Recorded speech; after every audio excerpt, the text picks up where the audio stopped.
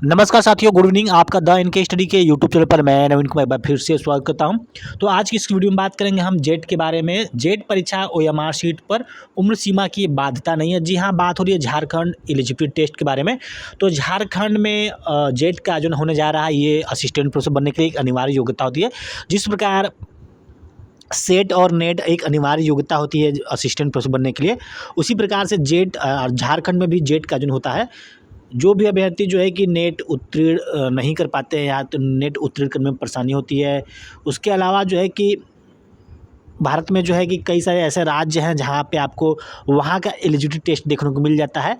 ये केवल उसी राज्य में जो है कि लागू होता है जिस राज्य से आप वो एग्ज़ाम पास करते हैं। जैसे कि सेट का एग्ज़ाम होता है, स्टेट एलिजिबिलिटी टेस्ट, या फिर बेट जो बिहार एलिजिबिलिटी टेस्ट जो कि बिहार में होने वाला है। अब छत्तीसगढ़ में भी होता है, छत्तीसगढ़ सेट एग्ज़ाम होता है। तब जेट जो है कि झारखंड का है।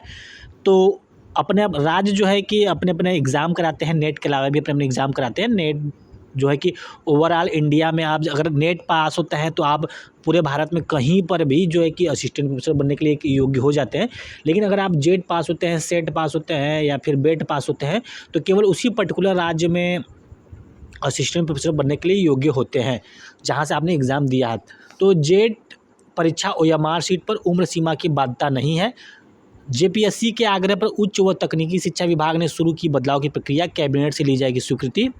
तो राज्य के यानी झारखंड के विश्वविद्यालय और कॉलेजों में असिस्टेंट प्रोफेसर की नियुक्ति के लिए झारखंड लोक सेवा आयोग जेपीएससी द्वारा आयोजित झारखंड पात्रता परीक्षा जेट में एक बार फिर बड़ा बदलाव किया जा रहा है। जेपीएससी के आग्रह पर उच्च व तकनीकी शिक्षा विभाग द्वारा इसमें बदलाव की प्रक्रिया शुरू की है। अंतिम स्वीकृति कैबिनेट से ली जाएगी। इसके तहत अब JET computer based test CBT mode की जगह ओएमआर शीट पर ली जाएगी।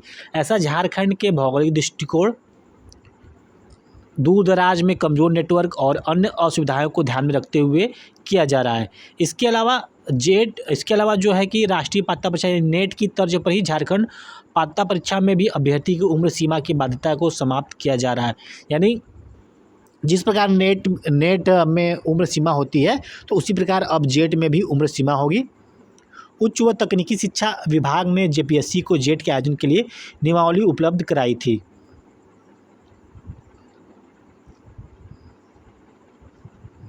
तो जेट का जो एग्ज़ाम होगा वो ओएमआर शीट पे होगा। इसके बाद ही आयोग ने इस नियमावली में 2 बड़े बदलाव करने का आग्रह किया था, जिसे उच्च व तकनीकी शिक्षा विभाग में स्वीकार कर लिया गया है। विभाग के इस प्रस्ताव को कैबिनेट की बैठक में स्वीकृति दिलाई जाएगी।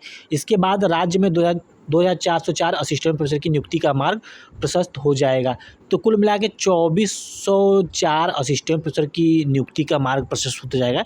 यानी आने वाले समय में आपको 2404 असिस्टेंट प्रोफेसर की वैकेंसी देखने को मिलेगा।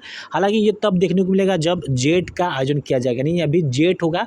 जेट के एग्ज़ाम के बाद ही जो है कि असिस्टेंट प्रोफेसर का विज्ञापन निकलेगा। तो अगर अभी यानी सितंबर माह में भी जेट का विज्ञापन आता है, तो 3-4 महीने आप इसको ले सकते हैं कि इसको समाप्त होने में। यानी कोई भी असिस्टेंट प्रोफेसर की भर्ती झारखंड में आप एक्सपेक्ट कर सकते हैं कि 2025 में आ सकता है। उम्र सीमा के मामले में वर्तमान में नियमावली में उल्लेख किया गया है कि जेट के लिए अभ्यर्थी की आयु अधियाचना वर्ष की 1 अगस्त को 21 वर्ष से कम नहीं होनी चाहिए। यानी 2024 में विज्ञापन आता है तो आपका जो उम्र है वो 1 अगस्त से काउंट होगा। यानी 1 अगस्त तक आप जो है कि 21 साल के हो जाए, 21 वर्ष से नीचे इसमें मान्य नहीं होगा। साथ ही अभ्यर्थी की अधिकतम आयु राज्य सरकार, कार्मिक प्रशासनिक सुधार एवं राजभाषा विभाग द्वारा समय समय पर निर्धारित आरक्षण कोटिवार आयु सीमा के अनुसार होगी। उच्च व तकनीकी शिक्षा विभाग में अब इसमें सुधार करते हुए बाध्यता समाप्त करने का निर्णय लिया गया है। तो 43 विषयों की होगी परीक्षा। जेट में कुल 43 विषयों को शामिल किया गया है। अभ्यर्थी इन्हीं विषयों के आधार पर जेट में शामिल हो सकते हैं। झारखंड में इससे पूर्व 2006 में जो है कि जेट का आयोजन किया गया था, जिसकी अभी भी सीबीआई जांच चल रही है। तो आप देख सकते हैं कि 2006 में झारखंड में जेट परीक्षा का एग्ज़ाम हुआ था और 2024 चल रहा है। तो यानी झारखंड राज्य बनने के बाद अगर गौर किया जाए तो अभी तक झारखंड में केवल एक ही झारखंड पात्रता परीक्षा का आयोजन किया गया है 2006-07 में।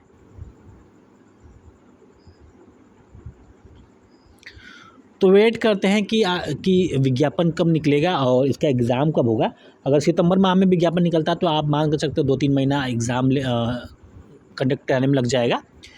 उसके बाद 2025 में ही विज्ञापन देखने को मिल सकता है। फिलहाल इस वीडियो में बस इतना ही। और आप द इनके स्टडी के टेलीग्राम चैनल में जुड़ना चाहते हैं तो उसका लिंक इस वीडियो के डिस्क्रिप्शन बॉक्स में उपलब्ध है, वहाँ जाके जुड़ सकते हैं। तो मिलते हैं अगले वीडियो में। बने रहिए द इनके स्टडी के साथ। बहुत बहुत धन्यवाद।